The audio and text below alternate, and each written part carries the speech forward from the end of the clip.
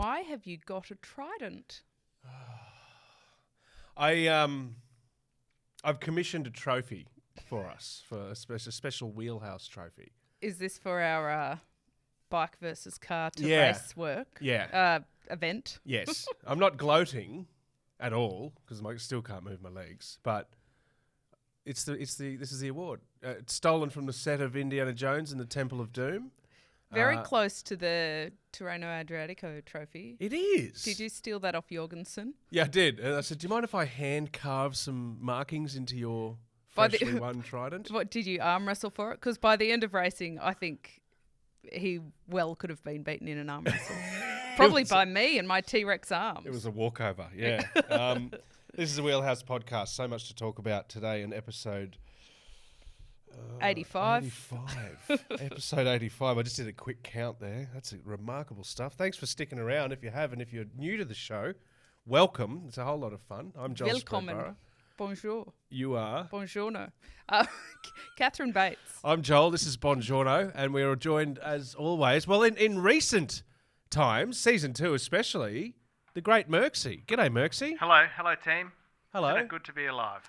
Sure is. It is. Now I'm noticing Merksy's got a special jersey on this week, He Joel. does. I noticed that too. So if we can open this week by a shout out and a congratulations to all the riders who did 3 peaks on the weekend. Great. Because the jersey that Merksy is wearing is a finisher's jersey. Oh, this one. Yeah. Yes. Completed. Yeah. Yep. Did do Completed. that. Well done, mate.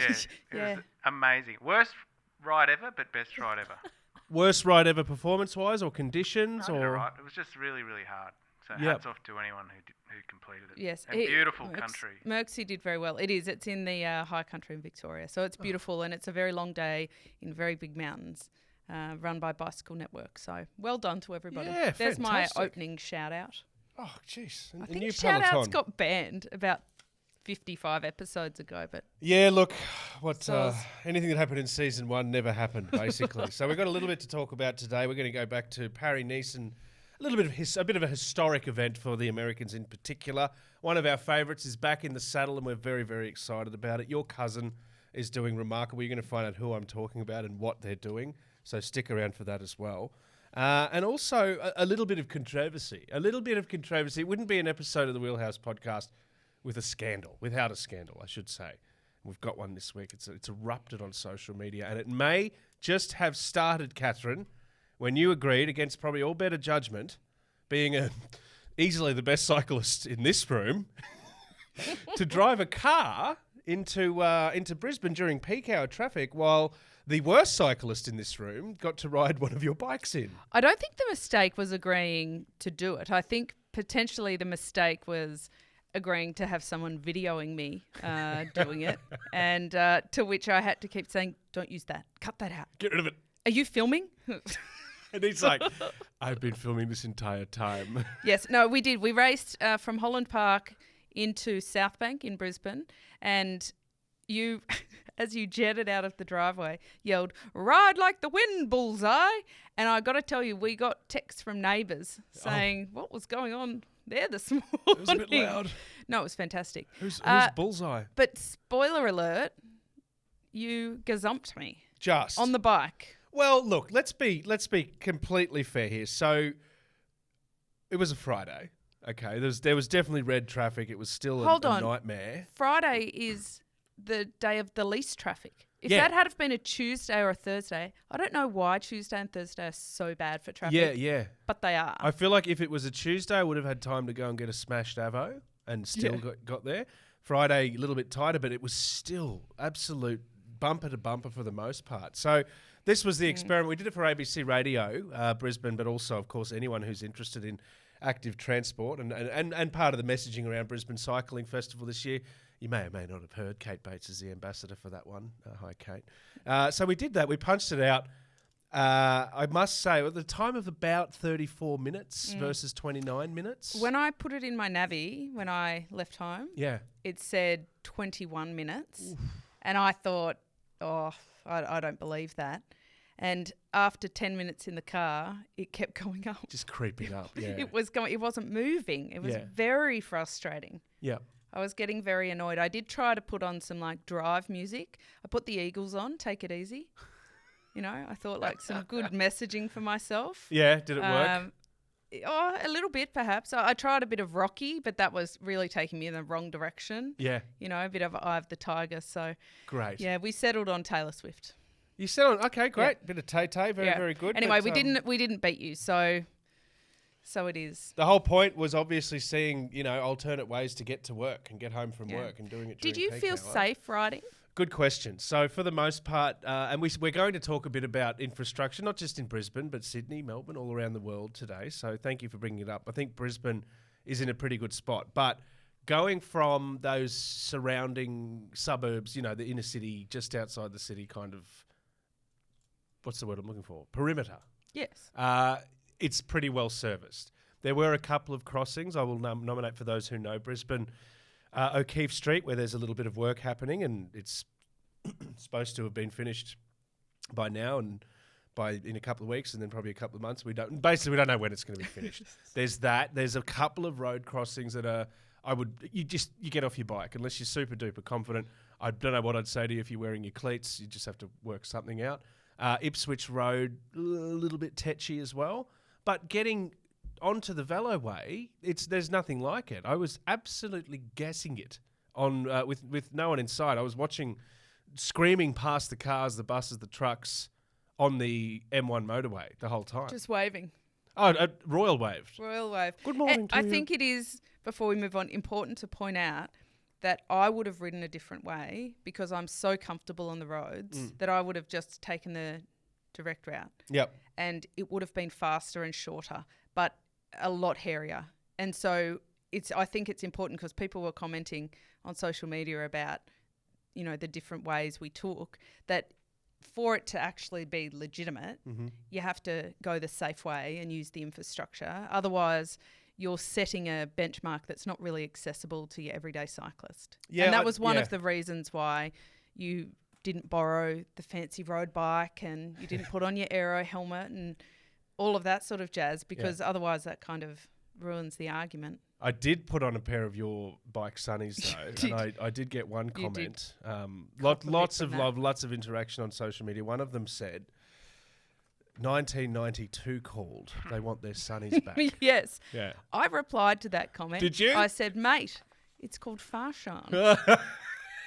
But the sure reason, is. I was defensive of my fashionable sunglasses. Rightly so. Rightly so. I've got an image. I'll throw it up so you can see it on our social media as well. But we both, regardless of the experiment and how it carried out, one thing that you cannot dispute is how ridiculously stylish we both looked. That's going to go on social media. You'll get to see that as well.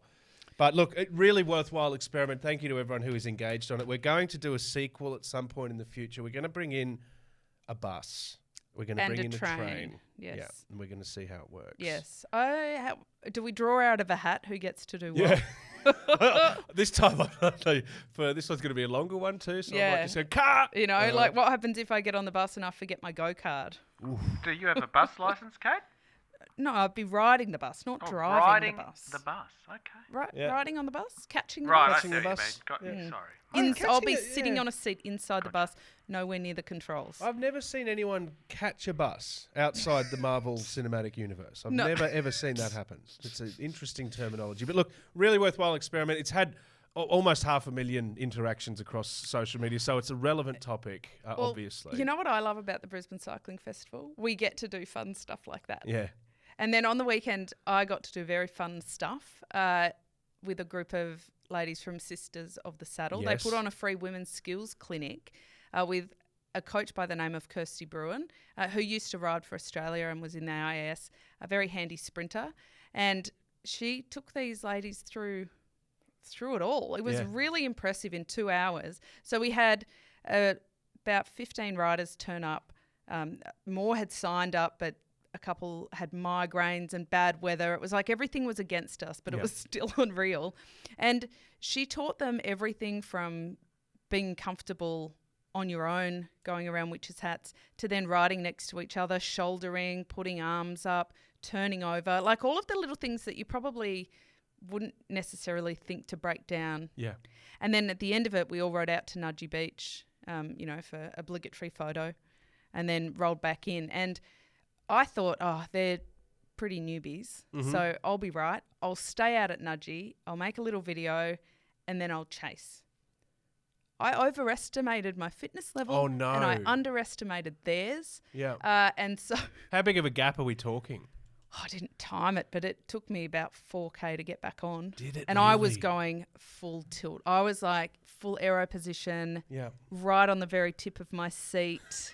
Elbows, I was like a little wombat, like, and I only just got back on. And when I got back onto the back of the group, one of the ladies turned around and was like, "Oh, here you are." And I didn't want to be the wombat anymore. So I was like, "Oh, it's so great to be back," and turned in the other direction and went, It was quite a funny moment. I'm fine. I'm fine. One of the few times in your career you would have been a poursuivant, I'm sure. A what? A poursuivant. A poursuivant. What's that? A pursuer. A poursuivant. Oh, I see. Very Yeah. good accent. Thank you. Thank you. Thanks. Been rehearsing it all I just week. said thank you.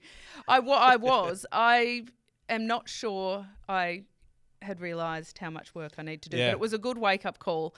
I think it's 4 weeks to the Tour of Brisbane, Yep. and all of the women agreed that they'd sign up and do it. That's brilliant. So that's so I love it. cool. Yeah. A lot of them had never ridden with more than one person before. Great. So yeah, really, really cool. And we got some stuff up on social media, and that was fun. And we got lots of feedback and love, and people asking how they can get involved. So that was very cool, and left me with all these warm, fuzzy feelings. That's the message, though, and it's Brisbane Cycling Fest. It's also what the Wheelhouse Cycling Podcast is about. It's cycling for everyone. It's accessibility. It's inclusiveness, all of that, and it's good to see. Shout out to Bronwyn and all of the guys at Yes. SOTS. They do brilliant, brilliant work. Yes, legends. But Joel, the warm and fuzzy, Yeah. it faded a bit. Yes. Because speaking of social media, we put up a video a couple of weeks ago when we had Scott McGrorys on the show out at the Anamias Velodrome Yes. for the opening of La Festival de Brisbane. Mm-hmm. Do you like how I've done that? I loved it. And anyway, he had a few things to say about riding on the road. Merksy, can you play us what Scott said? Yes, there you go. It was interesting. I felt safer in Mumbai than I do riding in Melbourne or Sydney. And that was simply because all of those motorists, everyone that's on the roads in Mumbai, they're not angry. They're all sharing the space, whether it's a horse-drawn cart or a car or a cyclist in front of them. They're okay with it. They're not trying to kill you to get past you. But that's the problem here. We have this real attitude against other road users, whether it's just basic road rage between motorists, but definitely against cyclists. Oof. Well, I mean, I can tell you that I've never been abused by anybody in a horse and cart. No, But definitely not. it was like a hornet's nest. It was like throwing a little ticking time bomb Yeah, this into our kicked off, community. didn't it? Yeah. I it want to did. read some of the comments, guys.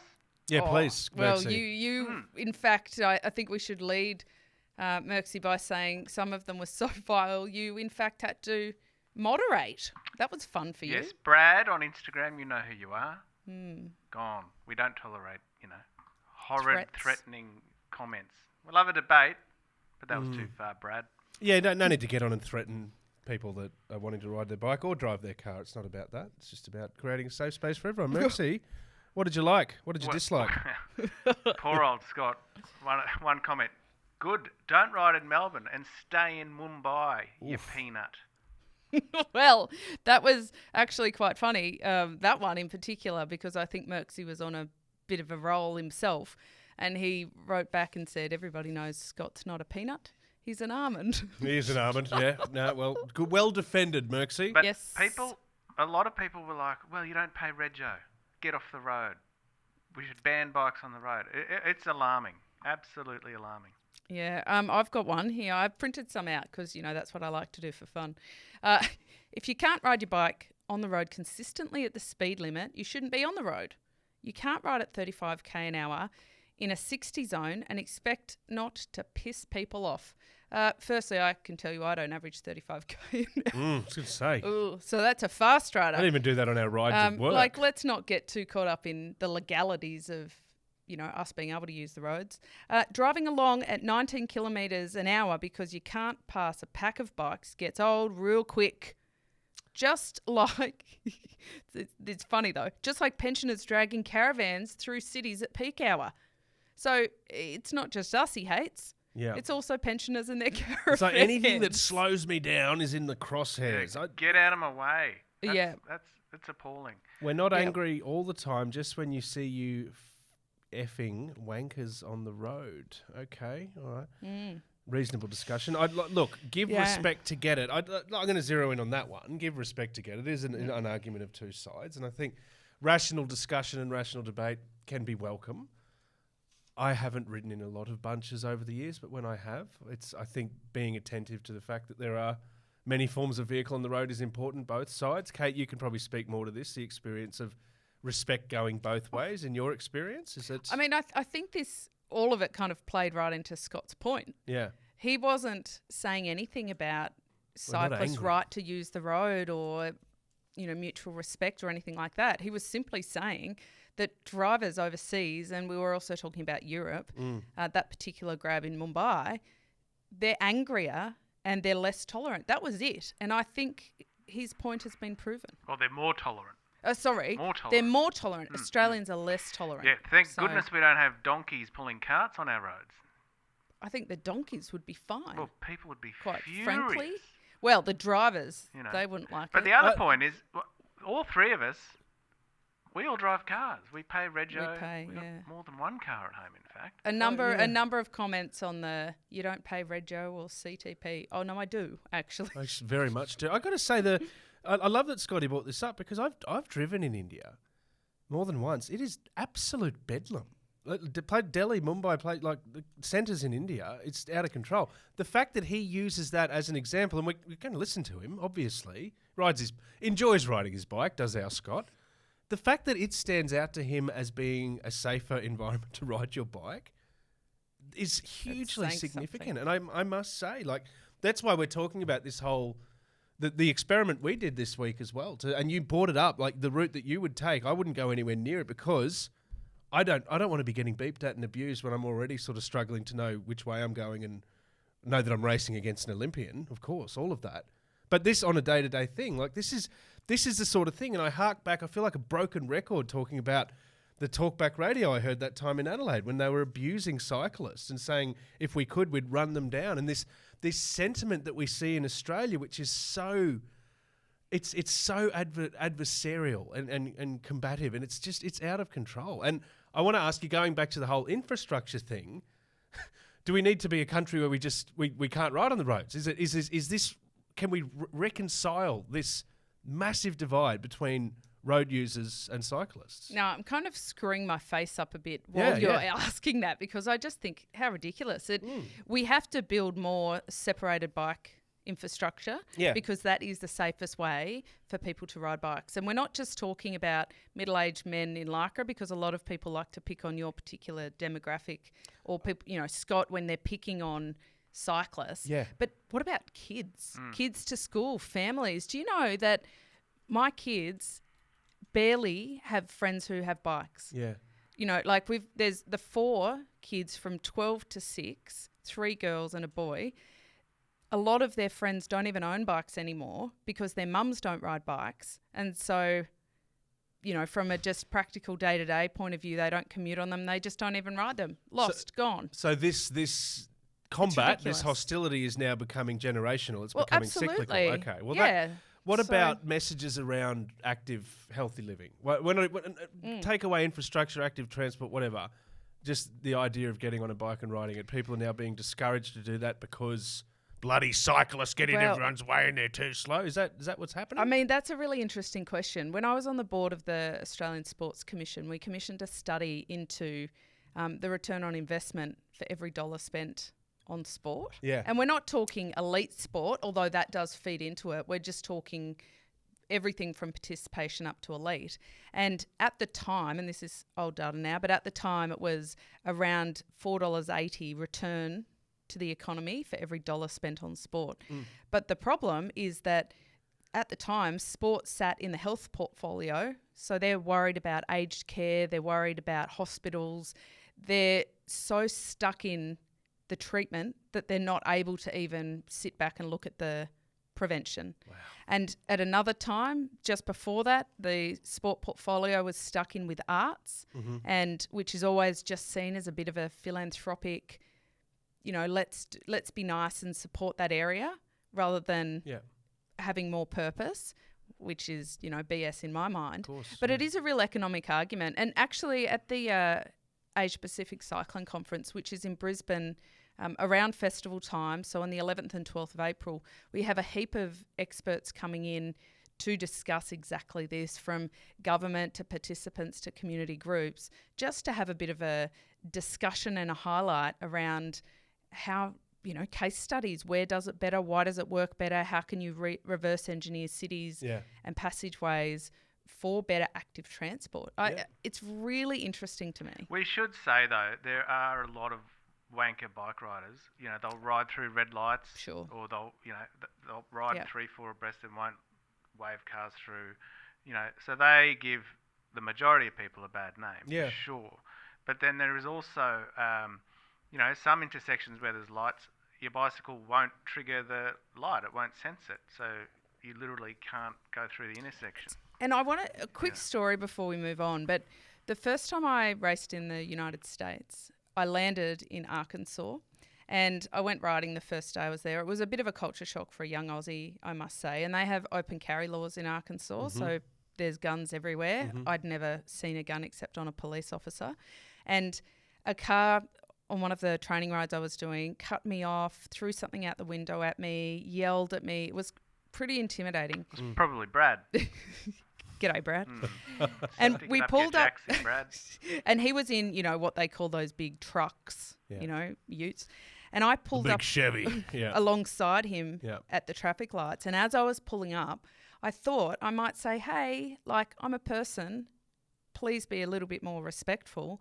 But as I pulled up, he had a gun rack in the back of the tray with, I wouldn't know what kind of guns they are, but 4 very intimidating looking guns. And as I looked in the window, he had a visible gun on the front seat of the car. Oh, he had a gun sitting ready to... Okay. Yeah, and so I, of course, didn't say anything. And that's a pretty extreme example of how intimidating a car is versus a bike. Yeah. But that's the picture. I think that's pretty illustrative of the power and difference between a car and a bike. So you don't need to be right about something. Even if the cyclist shouldn't be on the road, or even if they've done the wrong thing, even if they are a bit of a wanker, they don't deserve to die. No, they don't deserve to die. And how has it got this bad? And look, give respect to Get It. That's the one that stood out to me. It does go both ways, but at the end of the day, this has got to a point where this is open hostility and almost on the verge of death threats in some point. If I had my chance, I'd... What are you talking we're looking about? at you, Brad. What are you doing? I don't think we even meant to talk about it this much. It was more of a mention, but it's so visceral, isn't it? The reaction it gets when you're a road user. It sure is. So do treat each other with kindness, whether you're on a bike or driving a car. Tell you what. Let's get in the jet, shall we? I don't even have a gun, let alone many guns that would necessitate an entire rack. That quote would not apply to your friend in Arkansas. Anyway, Wheelhouse Cycling Podcast, getting real on the Wheelhouse. Let's talk about some actual racing. That's not us racing or being abused while doing so. Before we get to the racing, yes, can I sneak something in here? Oh, go on. Have you checked it with Merksy? Well, it's sadly not Wout van Aert related, but it is kind of sort of. Okay. No, the Bora-Hansgrohe are becoming RedBull Bora-Hansgrohe. I'm excited. That's for the tour. Am I the only one excited about this? Yeah. But for the Tour de France, they will have new jerseys, new bikes, new kit, and a new name. Yeah, Will I they put have a little wings? tin on the thing there. Yeah, See? look Little at that. RedBull tin. Yeah. Oh, so it's this empty. was preempted. Who's been sipping on the Red Bull? A little bit of movie magic. As long there. as there's no vodka in it, gosh. Too many really bad teenage nights with Red Bull vodka. Merksy, Late teenage years. I'm glad you clarified. Merksy, does this affect our sponsorship tilt with Red Bull? Because No, still working on it. Should be fine. It'll be good. fine. No. Okay, so Red Bull Bora-Hansgrohe, new outfits and everything, new bikes. Commercially, it's massive, obviously. It is. I think we've touched on this. Red Bull getting into cycling, and I've always spoken about people who don't know or don't follow cycling, get around it and just see how courageous and tenacious and death-defying the sport can be. This kind of partnership kind of underscores that. It does. Pretty emphatically. And I think everyone was pretty excited when they bought in. Yeah. And, knowing that they had so much interest and investment in cycling. But the game changer for them to use their name, because it also means that they will throw their full support behind it in terms of creating content and the commercial side, and it broadens the reach for cycling so massively. Huge. Because Red Bull have their fingers in so many pies, and so many people have a really emotional relationship with the brand. Like, you hear Red Bull something and people know it's going to be pretty cool. 100%. And so automatically they've got these massive kudos. They've been dancing around bikes, like doing some of that parkour, the street bikes and Yeah, that sort of stuff. they're long in downhill mountain bike, and they used to, in fact, broadcast the Mountain Bike World Cup on Red Bull TV, which was a great way to do my research before the 2016 Olympics when I commentated it. That was honestly how I did. Yeah. I just rewatched all the World Cup videos on Red Bull TV. So accessible and so easy. And if they bring that to the Tour de France and to World Tour road cycling, it's cool. We're saying Bora is doing the whole sport a favour here. We are, with a slight little hope. Red Bull, guys, if you're listening, please listen. A women's team. You got a big budget. Bora-Hansgrohe, you got a big budget too. Let's get the ladies in. And some of the more impressive athletes. I mentioned those words, tenacity, courage, and the fact that it is an extreme sport are absolutely female. And we see those demonstrations all the time. They do have some female athletes. Like they have a Backstead in there as an individual sponsored athlete, that's but I'd their love Nike, a big team. Michael Jordan call. It kind of is. Get in early. Yeah, it is. Yeah. Awesome. We love it. Very exciting. Speaking of exciting, the action just keeps heating up here on the Wheelhouse podcast, Catherine. We have a giveaway. We do.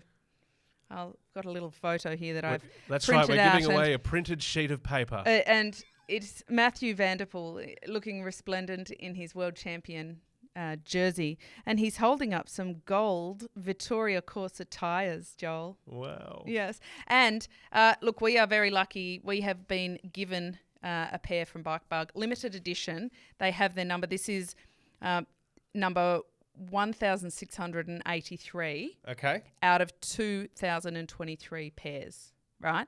So we are giving these away to anybody who's listening. Yes. All you need to do is follow a link. We'll pop it in our show notes and on social media. Pop a link, drop your name in. We're going to do a draw? Like, that is it. On the show? We will be doing a draw, yes. Oh. Yes. So it closes on the 1st of April. That will be the cutoff. So make sure you get in before that. Only one entry per person. But they're worth about $450 retail. So thank you. Thank you, Wheelhouse. Do we need to build a barrel? Yeah. Ooh. Yeah. I was thinking like how many ball bearings in the jar kind of scenario. I was thinking like, one of those windy ones. Yeah, good one. Like yeah. where the balls drop and then you... Yeah, Merx, you could whip one of those up before the end of the show today. We could get Remco and the UCI to work together on the ball draw. Oh, because of the balls. Balls, yeah. Lovely throwback to our last episode. If you haven't heard it, go back and have a listen because we spoke about balls. This week we're speaking about... Yes, because Remco said the UCI, he felt like they were playing with his balls. So there you go, in summary. Still worth going back and listening. Anyway, get on that.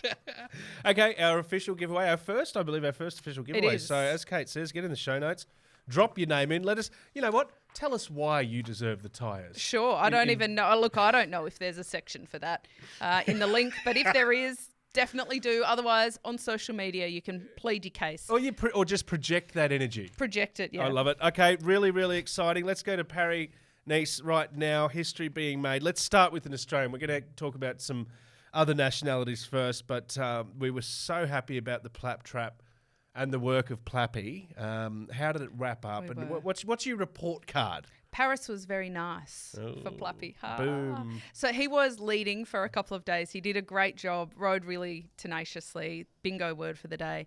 He finished in the top 10, so 6th overall. Incredible result for him. Like, really just super proud of what he's achieving, to be honest. He comes in with a lot of confidence and bravado, but he delivers. Yeah. How good. He is a tenacious young man. He really certainly is, yes. Now, let's talk about the USA because we've had a couple of results in the last 6 or 7 months that have been pretty good for Bikes USA. We have. Now, Paris-Nice, Americans created history because Matteo Jorgensen won. He's 24 from California, and he's been, scouted as a talent for a long time. But Brandon McNulty finished third. Remco Evenepoel was sandwiched in the middle between the Americans there. But the US have never had two Americans on a grand podium. So not a grand tour podium, but not even next level down to a podium. Yep.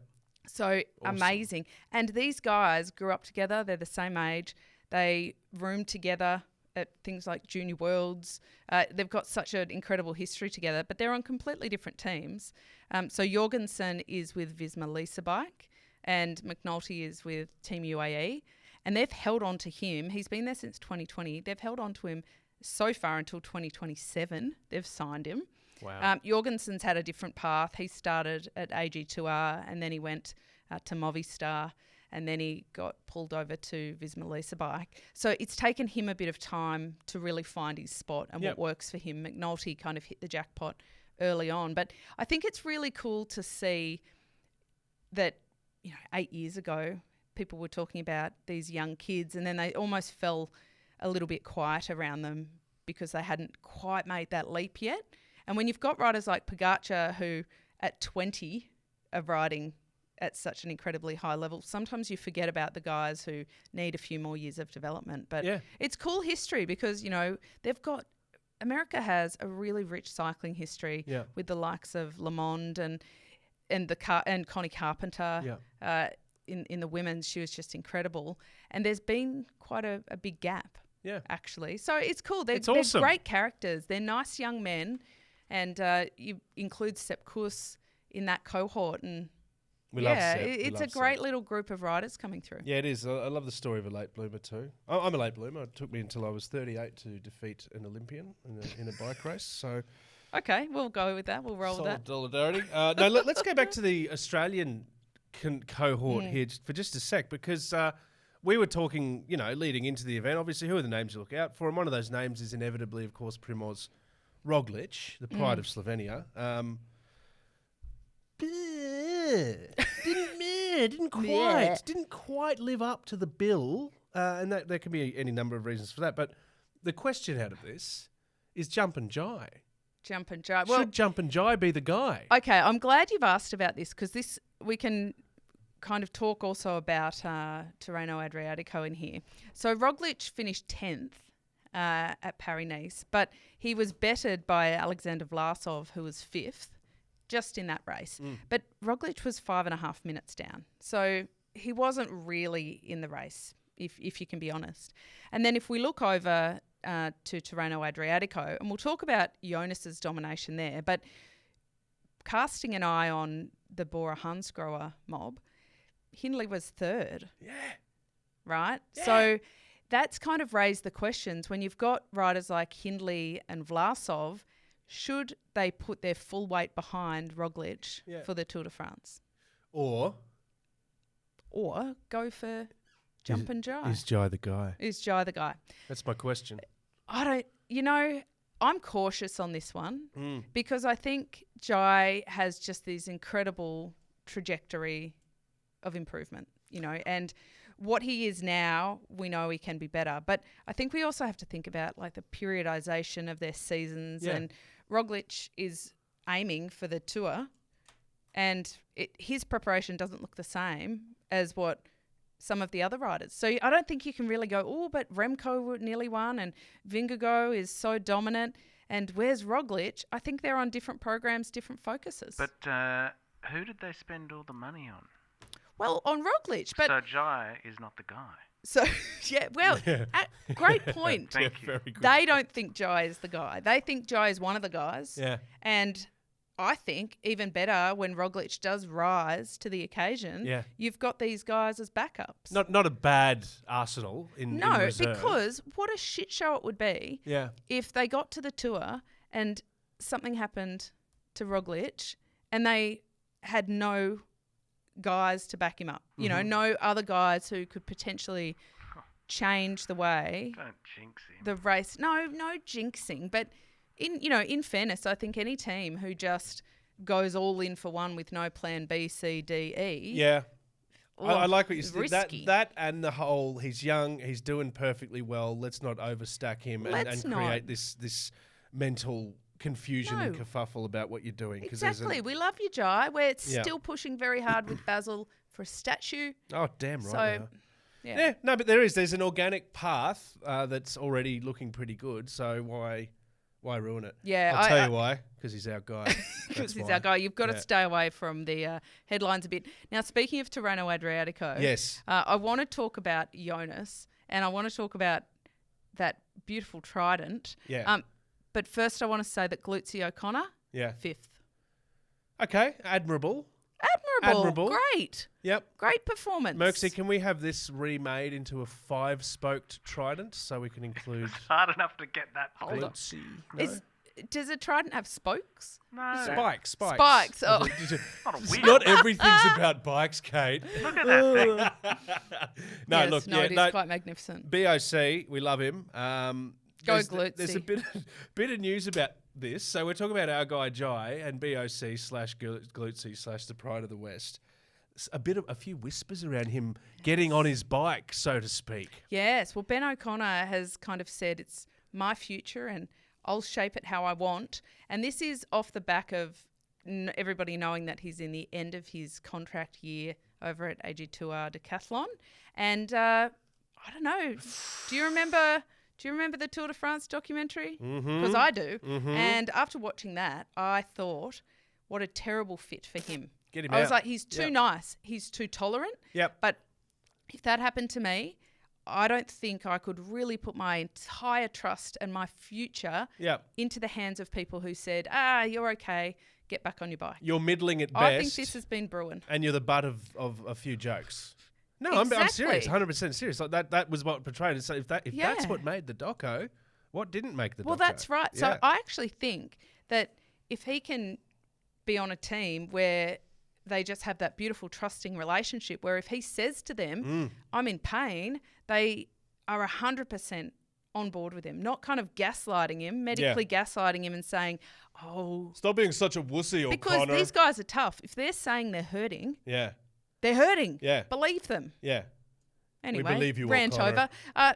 Can we talk about Jonas Vingegaard? No, I was about to say... my cousin? Stop stealing the segues, Kate. I was about to say, let's do a family check-in. I'm just checking in. Hello, sister. You're well. Hello, Dad. You're well. Any relations you'd like to check in, Kate? Well, my long-lost cousin. And look, this comes from a DNA, one of those DNA history things. What is he, your 53rd cousin? Yeah. Where we have Danish history. And so I'm claiming him as a cousin. It doesn't matter how far removed he is. Yeah. Look, you know what? It doesn't. Claim away. Claim away. And would you mind using his full name, please? He would like you to use his full name. Jonas Vingegaard. Hansen. Yes, thank you for the pickup. That's right. Thank you. Jonas Vingegaard Hansen. We need to get it right, guys. He's taken his wife's name as well. Good on so him. they have the same name. It's fantastic. Yes, thank you, Merksy, for picking that up. Are there enough letters on a tax file declaration for Vingegaard Hansen? I just think he should, from here forth, be known as JVH. Vinghan. JVH, okay. JVH. Okay, because there's only... JVH. There's only just enough boxes for Spreadborough, so I'm concerned about Vingegaard Hansen with a hyphen as well. Yeah, maybe V-Hansen. Okay, I don't know, cool. just putting it out there, cuz. Let's see you at Christmas. Yeah, he was accused, but in a very nice way, of being not human. I love this. I love this too. just on the back of him absolutely wiping the bitumen with everyone that dares even get on the start line with him. Yes. It's the fellow who finished in second, the wonderful Juan Ayuso from UAE. Now, he said at the end, I think I'm the first human in this race. Chapeau to Jonas. I think he's right now on another level, and we were all racing for second. Hey, brilliantly said. Your professional opinion, this domination, we're already seeing, with a few exceptions, that these names, Pog, Jonas, is this our year? Is this another year of the Nadal Federer style dominance and rivalry? I don't think so, because No? we're also now, we've got Evenepoel, we've got Jorgensen winning big races. Roglic is, being kind of slanted for underperforming, but we know that he'll come good. Yep. I don't think so at all. I think, in fact, where we've seen quite a narrow field and like a big four, arguably, in the last years, that's expanding out. Yep. We've got a good baker's dozen now. We've also got Spreadborough, very, very sharp, over 10 Ks on a flat pipe with exactly. a borrowed bike. On the mountain bike. So look out. No lycra everyone. Visible. No lycra.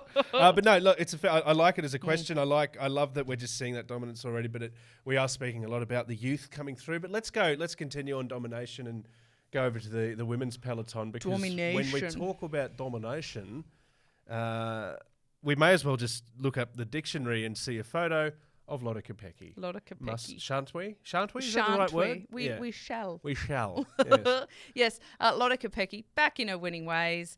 She won at Nocera, but what I thought was really interesting about this one was she attacked on the final lap to win solo, and then her teammate Lorena Vibes was able to finish in second, pardon me. But what I find interesting is that last year, when you had two real cooks in the kitchen with Vollering and Kopecky, there seemed a little bit of discourse. I'm interested. I'm so glad that this has randomly come up on our show and hasn't been part of a rundown, Kate. It's an interesting question, because that dynamic was tetchy at best, at absolute best. Is it a personality thing? Like, because they're all dominant riders. I do. I think it's a personality thing, because what we've seen at SD Works now is that it feels from the outside looking in as though they've purposefully said Vibes is our number one sprinter, Kopecky is our number one all-rounder for these sorts of races. So Kopecky, do your thing. If you can win, good. If you aren't up the road, you're not in a break, you're not solo with 5 kilometres left, we're riding for Vibes. Mm-hmm. And it's just a clear all-in plan. Everybody knows their job. And I think that allows them both the opportunity to do their thing. And it seems to be working really well. And one of the reasons we know it's working really well is because earlier in the race there was a fall. And Merksy, you pointed out that there was a beautiful photo of Kopecky stopped by the roadside checking that Vibes was okay. Right? And when you look at that, you know that there's some kind of really healthy and caring relationship between them. Merksy. Demi will be at a different team next year. Mm-hmm. I think UAE. so too. Yeah, I reckon that Demi likes to ride solo, and I say that in terms of she likes to have a team working for her, but she likes it to be for her, and she will go somewhere that facilitates that. What was the SD instruction last year? Yeah. Lotte, Demi. Because we saw that get a little pear-shaped more than once. I don't think there was clear instruction, because I don't know that for some races certainly, but for the most part it was more like, we've got two options, so let's see how it plays out. Let's just have at it. Yeah. And that led to a fracas or two, a few public spats. It did, like nasty words said to a television camera that then had to get reversed and explained. And yeah, we had to Google Translate the heck out of that, didn't we? Yeah, so I'm really interested in that dynamic. Look, I think so too, because they're both absolute killers, and that sort of came through. But like Vibes. How good is Vibes? She's effing so brilliant, for sure. She is. But when push comes to shove and that, look, it wasn't quite 5Ks out, but it was just under, for fuck's sake. Let me ride. Like, is that going to happen? I don't know. No, I don't think so. I think they have enough respect, and I also think that there would be a scenario where in the team meeting they say, like, how important, before the season even starts, but how important is this race to you and how are you feeling, and ensuring that there's not too many clashes. We'll come back to it. We'll come back to it across the year. And speaking of comebacks and coming back to things, now I get the Trident out here, because the Trident, before I knew that Tirreno Adriatico had the best trophy in world sport, we spoke of the Dutch Trident and the absolute domination of those female Dutch riders, Van Vleuten and E.V. Dyke, top of the list. She's back. She's back. And winning. Wow. Okay. She did so 5 months after the birth of her little bubble, she won a time trial at the Vuelta Extremadura Femeninas.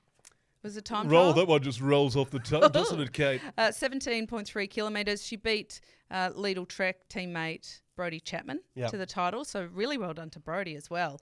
But just so good, I think, firstly, that she was able to have her first race back as a time trial, because I think that regardless of what happened, it allowed her to go through the motions without the hecticness of a bunch. Which is, a little bit crazy. But I also think that it's just so wonderful as a role model. Now, I also found out 17,000 kilometres in the first 38 weeks of her pregnancy. She rode 17,000 kilometres. Did she just Strava pick or?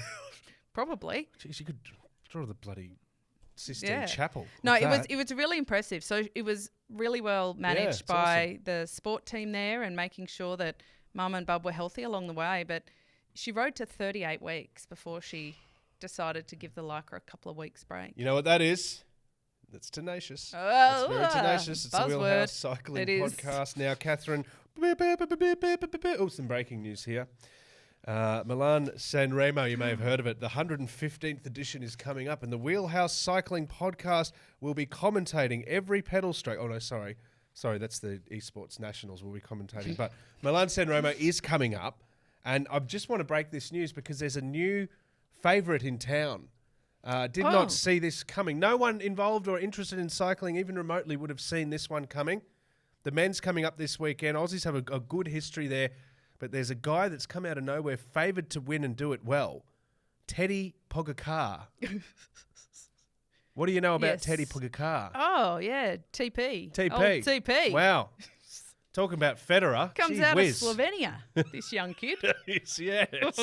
He does. So Milan San Remo, I love Milan San Remo. Yeah. It's like the doorway to the spring, the opening. La Classicissima. Well said, yeah. Yep. It's said better than that. La Classicissima. Oh. Classicissima. Merksy, how do you say it? I have no idea, Joel.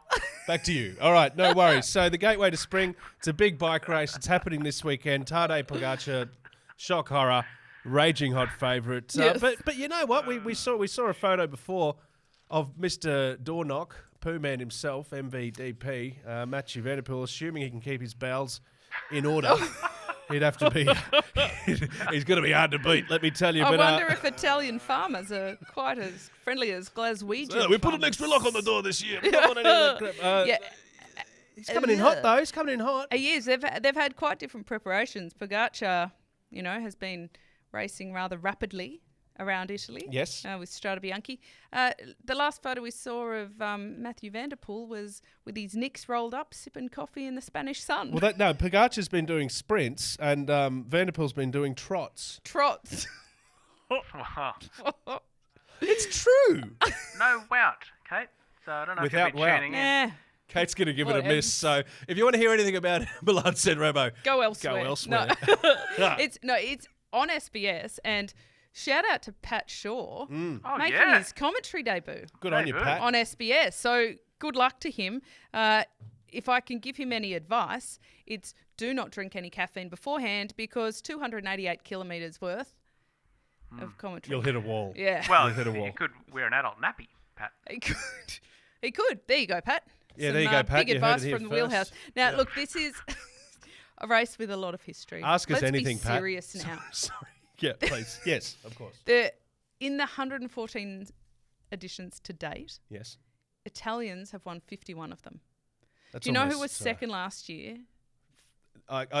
Gonna take a guess? Am I gonna take a guess? You're gonna be right. Am I? Okay. Yeah, Filippo Ganna. And when he crossed the finish line, he was a grumpy bear, because he felt like the win was snatched away from him because Van der Poel was up the road. Yeah, trotting so I along. think he'll be back trotting along. He'll be back and motivated. Started big season start, Tour Down Under, Track Nations Cup. He's all over it.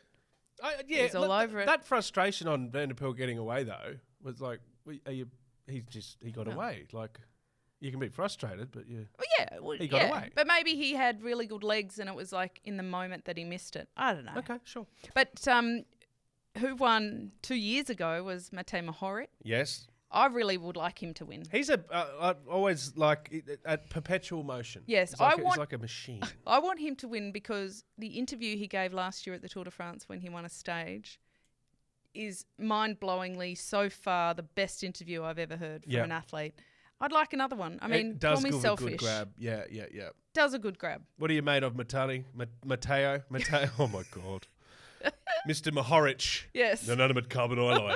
It's liquid metal. It is. Okay. But very look, good. we've got 10 Aussies out there. We've done pretty well there before. We've won. Simon Gerrans, Matthew Goss, looking at you. Yep. Caleb Ewan's been on the start list and on the podium. He's not on the start list this year, according to what I've found so far. Mm-hmm. But a podium for Australia, Matthew Michaels.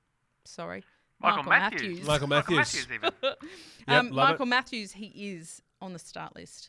Excellent. 10 we love Aussies. Bling. Love it. So we do have some Aussie hopes because I've been looking at the results and the Aussie women have been struggling a little bit in the spring. Ruby Roseman Gannon she did quite well in Nocera Corsa, but that was a Pro Tour race, not World Tour.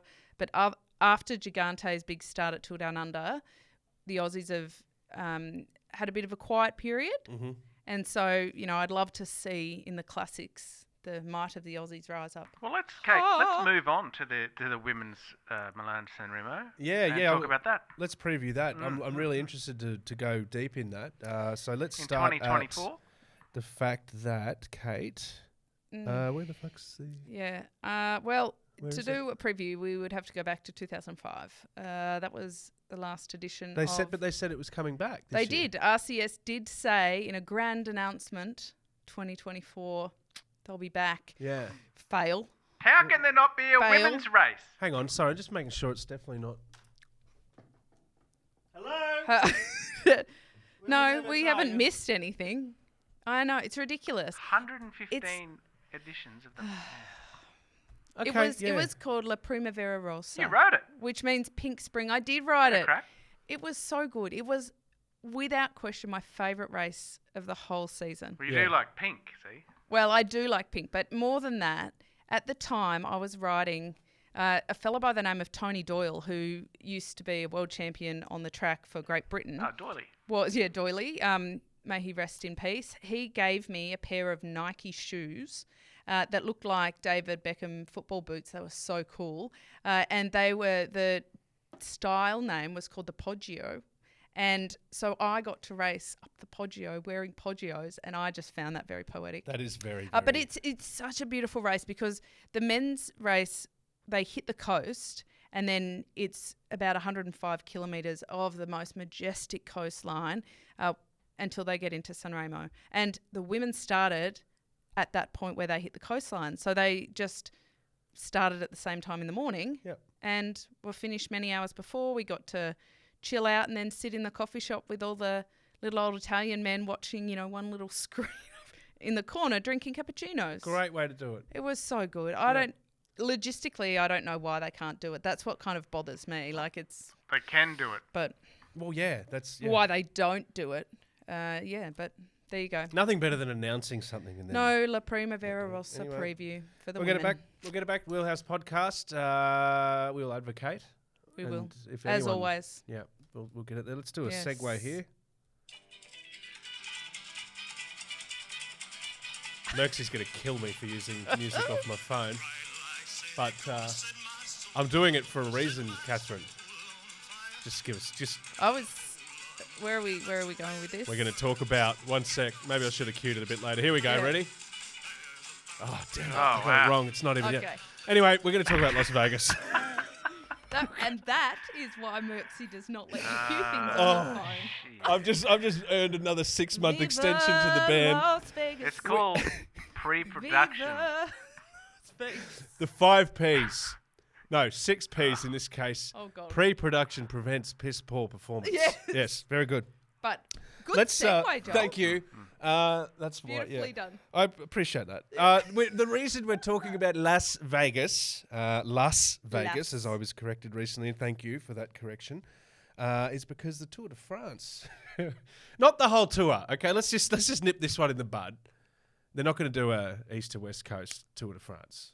They're not. They're not even going to do a stage. No, it's not even a stage. No, and I looked up the flights, 12.5 hours from Las Vegas. I really news.com that, didn't I?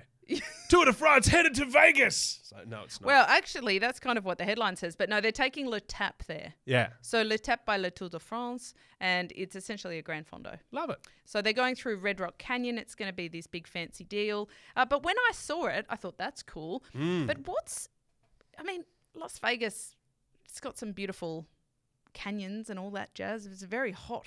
It's not really great bike riding weather. Why are all these sports flocking to Las Vegas? Well, good. What a good question. I mean, unless we can do a trip. Yeah, well, I think Merckx's already reached out for an OB, an outside broadcast. Isn't it funny? I've been cut out of that. Is that like a boys' I don't trip like only? Vegas, to be honest. So it's just me then. No worries. Well, I'll be heading over there on behalf of the Wheelhouse Cycling Podcast. Looking forward to broadcasting on my own. It'll be good. You kind of threw him under the bus there. I love the question. That worked beautifully. I'm so glad we rehearsed that and talked about it. No, look, it's a really good question because we have seen a roll call of big sport, the Formula One first, of course. With those but that was a bit of a fail. The spades and that on the track. Things being cancelled and the locals up in arms and the ridiculous hours and ticket holders grumpy and... Yeah. Formula One is a sport that has a massive appeal and a foothold in the US. Of course it does. It's had multiple Grand Prix for many, many decades. So it wasn't a massive hard sell. So for that reason, it became really easy to be like, really? We just want to drive to... just want to get down the strip. Well, and get out of the way, Verstappen. I've heard this done in other podcasts. Yeah. Joel. Yeah. So I'm sorry, Mercksy, because we're now twice going off run down here. Oh no. But you also dabble in the NRL world. Yeah. I think he's ripping it up in there. He's gone. Sorry. And I'll give you advertise. kudos. You do a podcast called The Grapple, which is kind of NRL focus, which is very cool. So you guys have been talking about Vegas a lot because the NRL just went there. Was that a success? It depends on how you look at it, and this is why I mention F1 as a sport that already has this foothold. The NRL doesn't. Of course it doesn't. Rugby league exists in the States, but it's not a mainstream sport by any stretch. So it depends how you look at it. If you look at it from people going and enjoying the experience and 15,000, 20,000 Aussies going over and enjoying the week, contributing to sold-out fan days and great, big tick. If you're talking about everything that went on beneath the surface, we're talking about talent combines, nines competitions, a test match between USA and Canada. We didn't hear a lot about that back here, but that was a massive success. That created pathways that didn't exist before it. If you're talking about TV ratings locally especially, maybe not so much. That 40,000 sort of viewer mark. Look, it's a toe in, but it's not the sort of numbers that then takes us to our next point, which is a big money gambling deal. So they wanted eyeballs so that they could get some sports betting happening. So, I mean, on that, I wonder if even ASO have their eyes on a bit more of the sports betting market That's my around question. cycling. Yeah. I mean, they can't, the actual race isn't going there, but even getting the branding over there and L'Etape by Le Tour de France and increasing visibility and... I'm interested in this because we speak to, even on this show, we've spoken to some Americans that are just really cool bike riders. Yeah. You know who I'm talking about. Ali Tetrick. I'm talking to Ali We're Tetrick. looking at you. We're looking at you, Ali. We know that the sport's cool. We know that Americans doing sport and putting their hats backwards is cool and works. I think there's a massive opportunity to get that foothold. And just, I'm going to say the word again, the tenacity. Tenacious. Oh, tenacity. The tenacity and the bravery and just the ballsiness of these athletes can work really well. But yet, NRL is a brutal collision sport that they don't use pads and they do all that, but it's still like, hey, come on, where's the basketball? What's this all about? You know, they need to find a way to get a foothold and do it, find some longevity with it. And one of my biggest, reports on Vegas was the fact that the local media didn't really get behind it. There was less than, I think there was 5 journalists that actually went and covered the game. It got a write-up in the New York Post. A journo went and did a dedicated, I'm spending the week learning about rugby league. That was great. But what we need is people to actually be covering it. Now, with cycling and with an event that has the grandeur of the TDF, I would like to think that is a given. And I hate to say, I won't mention names, but America has some history at the tour, some success, but also some slightly tainted history as well. A lot of documentaries. A whole lot of documentaries. But maybe that's an advantage in this case. It really is. And maybe they could dovetail it with like the end of season criteriums, that they do in Japan and Singapore that we were talking about last year that were but like the kind of show events. Like get the big names like over there. Absolutely. But I think in America, you've got to make them compete a little bit as well. You've got to see a little bit of that. Let's put our ass on the line and actually race. I mean, just from a visual perspective, NRL and the hard hits that happen there versus Jonas Vingegaard Hansen. There you go, got it. In his lycra, riding around his quite a petite frame. Yeah. They're quite different things. But they'll ride past that big dome. That big LED Oh, yeah, dome? I saw it as an eyeball. Yeah, so they'll ride past that. Maybe they could make that into something They're just cool. going there for the photo. Yeah, that's true. Yeah, and look, good start for sure, but I think they need to get it to a point where you actually see a little bit of sweat on the brow. Sweat on the brow. And a little bit of the I guess the spirit and sometimes the conflict that makes cycling so interesting. Yes. Well, these guys are... For the most part, people think of, the Hangover movie when they think of Vegas. Yeah. I think of Coyote Ugly. Okay, yeah. Dancing on the Tables. Yes, of course. That was pretty cool. Great Let's film. get them thinking about cycling. Let's do it. So good on them for getting over there. It'd be really interesting to see how it goes. I think we'll follow this ahead of us going there to broadcast. Yeah, that would be good. I want to know about the ways into the American market because we've seen other sports try to plumb in. There's room in the market, but it is a very congested one. And the sports that dominate it like the Lotte Kopeckys and the Pogacars of the cycling world. So they need to find a way to pop that isn't just turning up and taking a selfie in front of Caesar's Palace or something like that. That's cool too. That's awesome. But I can see it now. Like, they'll cyclists sign up and they look at the fountains in the background and we have our bikes and helmets on. Great. It's good PR. I mean, look, I nearly got arrested in a CVS last time I was in Vegas. So we'll save that story for another day, but I don't even know if I would go back. Weren't you having a blue with some sort of confrontation? Coming up next week on the Wheelhouse, Kate Bates's Punch Up on the Strip. Okay. That's a good point. That's a good natural way to wind this up. I do want, before we go, please, look, established bike fans. Self-indulgent. Yes. This is my... Oh, please, yes. Yes. My niece, my darling niece, Amelia Kabish, is riding her first national championships in the mountain bike this weekend. Oh, that's awesome. Near Lake Macquarie. She's riding in the under-13 cross-country, short track and the open cross-country. That's fantastic. So a very, very good luck to you, Mousy. I love you very much. I'm very proud of you, and I'm very excited to see how she goes. Yes. As are we all. I here really at am. Wheelhouse. I'm just so excited that she's doing it. Oh, good on you for bringing in. And sorry, I was still crapping on about Vegas. I've moved on to something slightly more wholesome. Yeah, than gambling. Yes. And taking selfies in front of landmarks. Sure. Yes. Okay. Hey, congratulations. Yes. Good luck to you. We're all with you. What's it like riding in Lake Macquarie? Is it? No idea. Okay.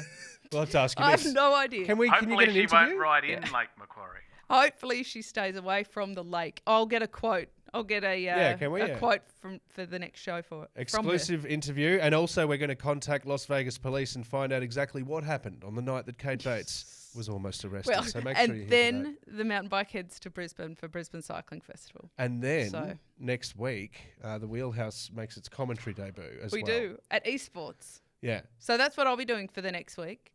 Me too. Very Preparing much so. for that. I'm playing the closing music. Yeah, okay. All right, thank you very much. Here. Like, share, subscribe, tell everyone you know. Make sure you look out on our socials. We have a giveaway. These incredible tyres could be yours. You just have to enter the draw. Get on the show. How do they do it again, Kate? Follow the show. Right, follow the show. We will put a link on our social media and in our show notes. Get on there, give us your name and your deets, and we'll put you in the draw to win these. Matthew Vanderpool won Milan San Remo and the World Championships on them last year.